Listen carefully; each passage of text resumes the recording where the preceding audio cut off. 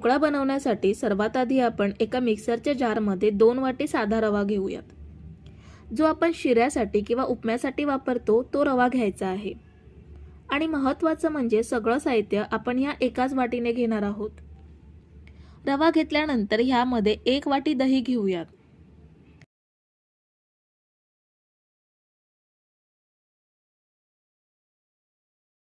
दोन तिखट हिरव्या मिरच्या घेऊयात. मिरच्यांचं प्रमाण आवडीनुसार कमी जास्त करू शकता. 1 इंच आलं घ्यायचं आहे आणि सेम वाटीने 1 वाटी पाणी घेऊयात. दहीच्या वाटीमध्ये घेतल्यामुळे ते पांढरं दिसतंय. चवीनुसार मीठ घ्यायचं आहे आणि झाकण लावून हे छान मिक्सरला बारीक वाटून घेऊयात. तर आपण हे मिक्सरला छान बारीक वाटून घेतलंय. ह्यामध्ये मिरची आणि आलं चांगलं बारीक झालंय.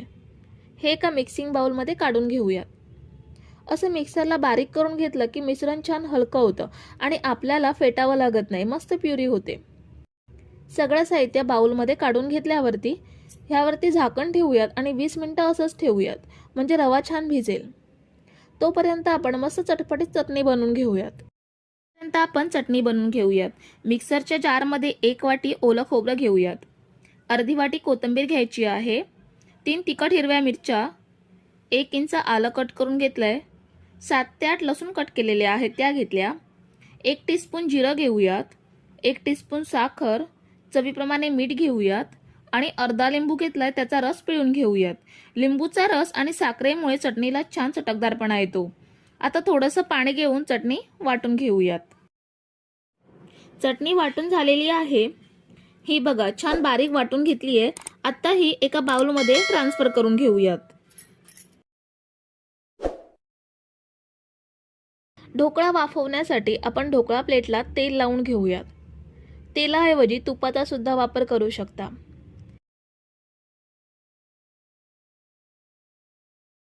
तेल लावून झाल्यावर प्लेट साईडला ठेवूयात. रवा भिजून 20 मिनिटं झाली आहेत.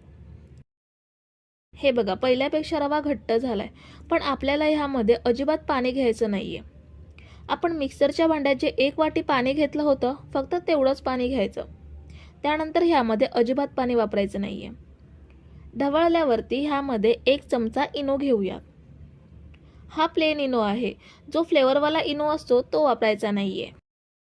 ऑरेंज फ्लेवर वगैरे असतो तो वापरायचा नाहीये, नाहीतर ढोकळ्याला तशीच टेस्ट लागेल. इनो घेतल्यावर 2 चमचे पाणी इनोवरती टाकायचं. हे साधं पाणी आहे रूम टेम्परेचरचं. गरम किंवा जास्त थंड घ्यायचं नाहीये. पाणी टाकल्यावर इनो लगेच ॲक्टिव्ह होतो. छान मिक्स करून घ्यायचा. साधारण अर्धा मिनिट तरी हे आपण चांगलं फेटायचं, म्हणजे इनो सगळीकडे एकसारखा मिसळतो.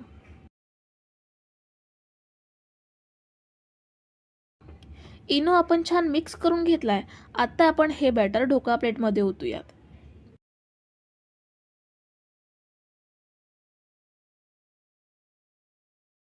सगळं बॅटर ढोकळा प्लेटमध्ये काढून घेतलंय. आता कढईमध्ये ढोकळा वाफवण्यासाठी पाणी घेऊयात.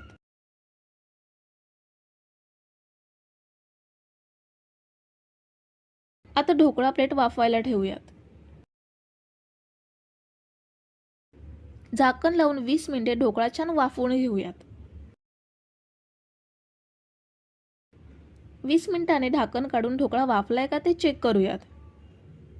आपला ढोकळा किती छान फुललाय ते बघा. सुरी टाकून बघूयात परफेक्ट वाफलाय का ते.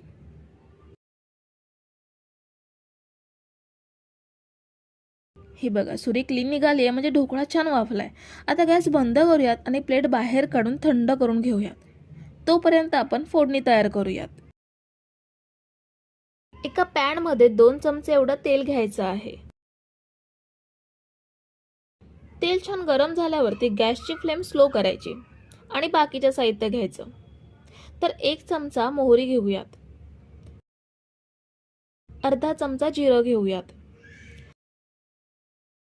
थोडीशी कढीपत्त्याची पाने. 2 तिखट हिरव्या मिरच्या घ्यायच्या आहेत. ढोकळ्यामध्ये सुद्धा 2 मिरच्या घेतल्यात म्हणून इथे फक्त 2 मिरच्या घेते. पाव चमचा हिंग घेऊयात. 1 चमचा पांढरे तीळ. तीळ वापरणं आवश्यक नाहीये, पण फोडणीमध्ये घेतले की छान टेस्ट येते. साधारण अर्धा मिनिट हे आपल्याला तेलात परतून घ्यायचं आहे. अर्ध्या मिनिटातच तिळाचा रंग बदललाय. आता ह्यामध्ये अर्धी वाटी एवढं पाणी घालूयात आणि यामध्ये 2 चमचे एवढी साखर घेऊयात आणि 1 चमचा लिंबाचा रस घ्यायचा आहे. सगळं छान एकजीव करून घेऊयात आणि साखर वितळवून घेऊयात. तर साधारण मिनिटभरातच साखर विरघळली आहे. गॅस बंद करूयात आणि हे साईडला ठेवायचं आहे. तर आपला ढोकळा थंड झालाय आणि बघू शकता किती मस्त कापसासारखा मऊ झालाय ते. आपण याचे पीसेस करून घेऊयात. त्याआधी हलकी लाल मिरची पावडर वरून स्प्रेड करूयात. ह्यामुळे सुद्धा ढोकळ्याची टेस्ट अजून वाढते. आता ढोकळा कापून घेऊयात. आपण हा ढोकळा वाटीच्या प्रमाणात अगदी सोप्या पद्धतीने फेटून वगैरे न घेता मिक्सरला वाटून अगदी कमी वेळामध्ये तयार केलाय आणि मिक्सरला लावून घेतल्यामुळे रवा बघू शकता किती मस्त जाळीदार स्पॉन्जी झालाय ते. जर तुम्ही इथेपर्यंत रेसिपी बघताय तर व्हिडिओला एक लाईक जरूर करा. ह्यावर आता फोडणी ओतूयात.